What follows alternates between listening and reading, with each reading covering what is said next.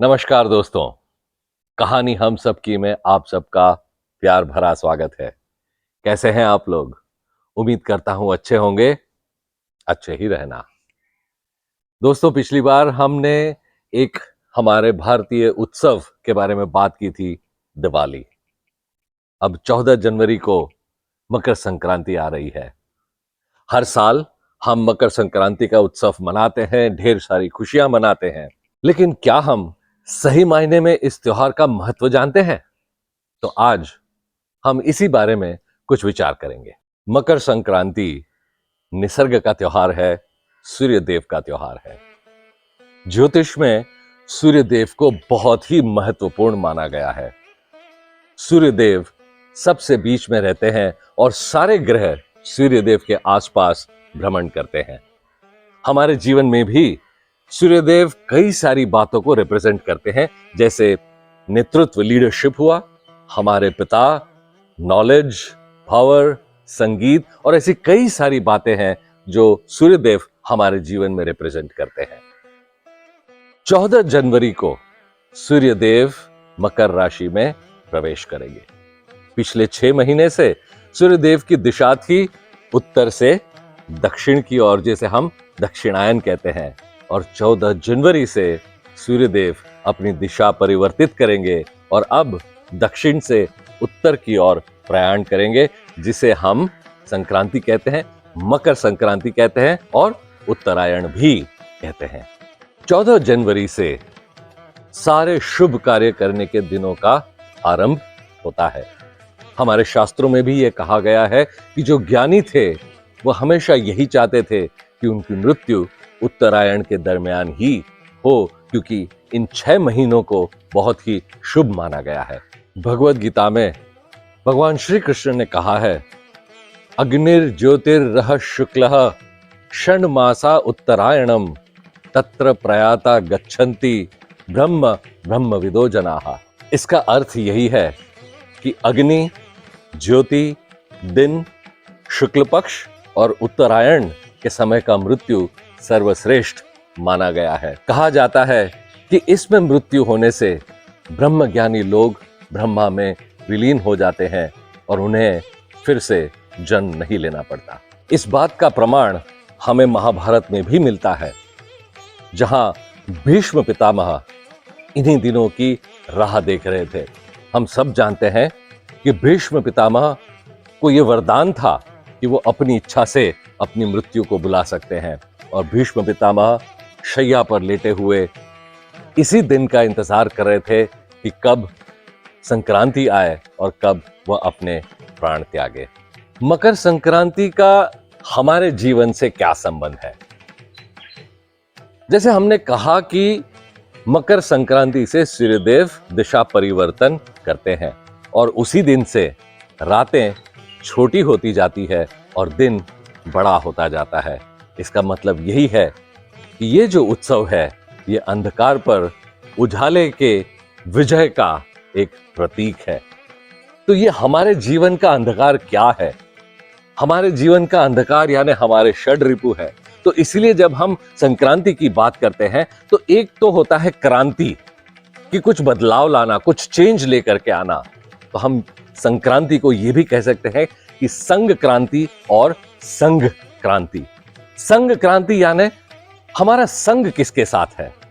हमारा संघ अच्छे लोगों के साथ है, अच्छे विचार के साथ है, या हमारा संघ कुविचार के साथ है? और अगर ऐसा है तो संक्रांति के दिन हम ये डिसाइड करें कि हम ऐसी क्रांति लेकर के आए, ऐसा बदलाव लेकर के आए ताकि हमारे विचार शुद्ध हो जाएं।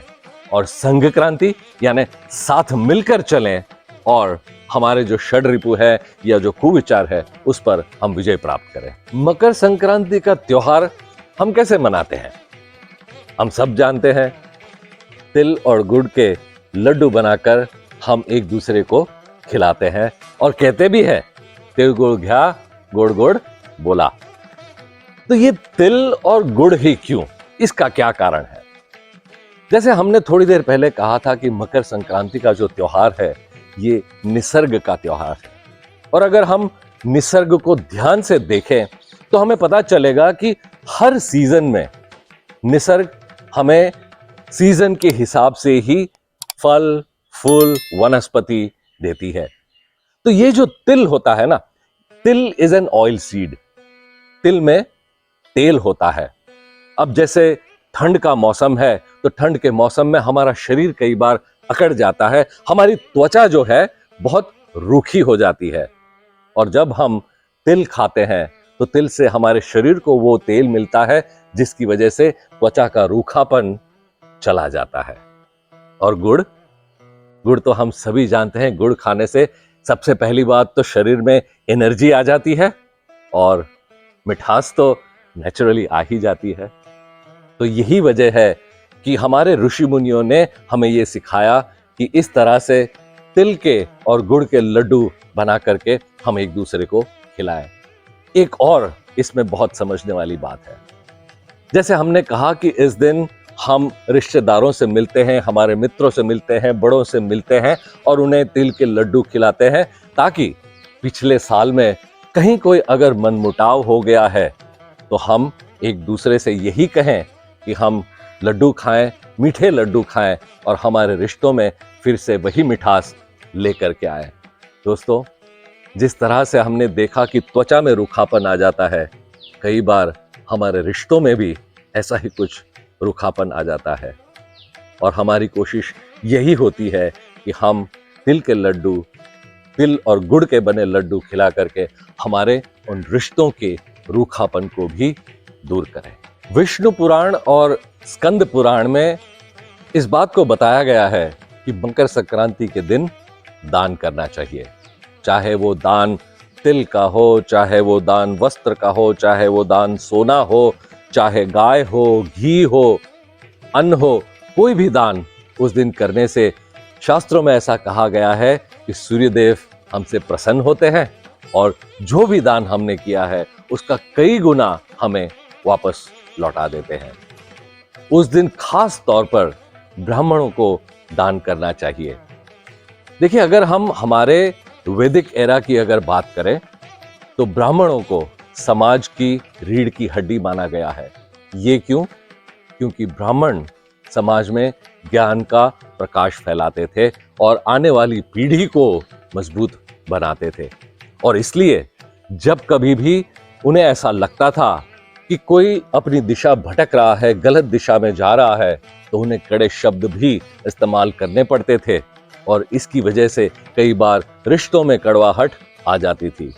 तो गांव के जितने परिवार होते थे, ये मकर संक्रांति के दिन साथ मिलकर ब्राह्मण के घर जाया करते थे और उन्हें ये तिल और गुड़ से बने लड्डू दे करके, दान करके उनसे यही प्रार्थना करते थे कि रिश्तों में फिर से मिठास आ जाए। और कई बार ये भी होता था कि जो दान होता था वो लड्डू में अंदर छुपा करके ले जाते थे और इसके पीछे भावना यही थी कि एक ब्राह्मण के आत्मसम्मान की रक्षा हो सके। मकर संक्रांति के दिन लोग पतंग उड़ाते हैं और खासकर गुजरात में तो बहुत बड़ा उत्सव मकर संक्रांति का होता है और कई दिनों से इसकी तैयारियां शुरू हो जाती है कि पतंग लाना, मांझा घिसना, फिर कन्नी बांधना और मकर संक्रांति के दिन बड़ी सुबह लोग छत पर जाते हैं, ऊंधियू लेकर के जाते हैं और ये लड्डू और कई तरह की मिठाइयां लेकर छत पर पहुंच जाते हैं और पतंग उड़ाने की शुरुआत कर देते हैं। पतंग उड़ाते उड़ाते एक दूसरे की पतंग काटने की कोशिश करते हैं और जब कट जाती है तो कायपो छे करके जोर जोर से चिल्लाते हैं और खुशियां मनाते हैं। इसका क्या कारण है दोस्तों? सबसे पहली बात, जैसे हमने कहा, मकर संक्रांति से सूर्यदेव अपनी दिशा बदलते हैं और इसी वजह से हवामान में जो हवा है उसका भी रुख बदलता है, दिशा बदलती है, एक नई ताजी हवा चलने लगती है। और जब हम छत पर जाते हैं, पतंग उड़ाते हैं, तो जो वो हवा है वो हमारे शरीर को छूती है और इस निसर्ग से हमारा संबंध बनता है। ये पहली बात। दूसरी समझने वाली बात यह है कि जिस तरह से पतंग उड़ाते वक्त साथ मिलकर सब लोग खुशियां मनाते हैं, तो हमें भी मकर संक्रांति से यह प्रेरणा मिलती है कि किस तरह से, चाहे वो पतंग काटना हो, कोई भी हो, हम खुशियां मनाएं और साथ रहें।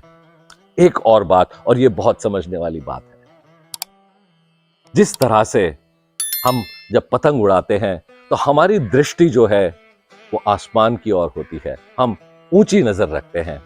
पतंग हमारी आसमान में होती है, जिसकी डोर हमारे हाथ में होती है, और हम उस पतंग को आसमान में स्थिर रखते हैं। यदि हम इस पतंग को हमारे जीवन की तरह लें और उस पतंग की डोर हम भगवान के हाथ में सौंप दें, तो हमारा जीवन भी इसी पतंग की तरह आसमान में स्थिर रहेगा और कभी भी कटकर किसी पेड़ या किसी तार पर लटक नहीं जाएगा। भारत में मकर संक्रांति का उत्सव अलग अलग तरीके से और अलग अलग नाम से मनाया जाता है। जैसे महाराष्ट्र में सब कहते हैं तिळगुळ घ्या गोड गोड बोला, आमचा तिळगुळ सांडू नका, तुम्ही आमच्याशी भांडू नका। गुजराती में कहते हैं हमारा तिळगुळ लो, आने फेंकता नहीं, आने ढोलता नहीं, मीठू मीठू बोलजो અને અમારી સાથે झगड़ता नहीं। सौभाग्यवती स्त्रियां हल्दी कुमकुम का उत्सव भी मनाती है। केरला में कुंवारिकाएं सौभाग्यवती स्त्रियों के साथ मिलकर हल्दी कुमकुम का उत्सव मनाती है और उनके सौभाग्य की प्रार्थना करती है। पंजाब में लोहड़ी का उत्सव मनाया जाता है। नॉर्थ इंडिया में खिचड़ी का भी रिवाज है।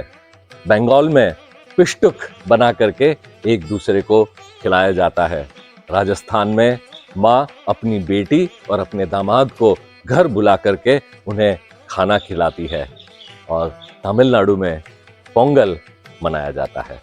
सो टू कंक्लूड, मकर संक्रांति के उत्सव को मनाने में यदि हम सूर्य का प्रकाश, तिल गुड़ की मिठास और पतंग का अपने सूत्रधार पर विश्वास अपने जीवन में लेकर के आए तो सही मायने में हमारे जीवन का संक्रमण होगा। तो ये था मकर संक्रांति के त्योहार का महत्व। हम आपसे फिर मिलेंगे और किसी एक त्योहार का महत्व लेकर। तब तक के लिए देखते रहिए कहानी हम सब की। आज का हमारा ये वीडियो यदि आपको पसंद आया है तो इसे लाइक जरूर करें, अपने दोस्तों के साथ, अपने रिश्तेदारों के साथ इसे ज्यादा से ज्यादा शेयर करें ताकि वो लोग भी अपने जीवन की दिशा सही कर सकें। और सब्सक्राइब करना बिल्कुल ही मत भूलिएगा। कहानी हम सब की पूरी टीम की तरफ से आप सभी को मकर संक्रांति की हार्दिक शुभकामनाएं। नमस्कार।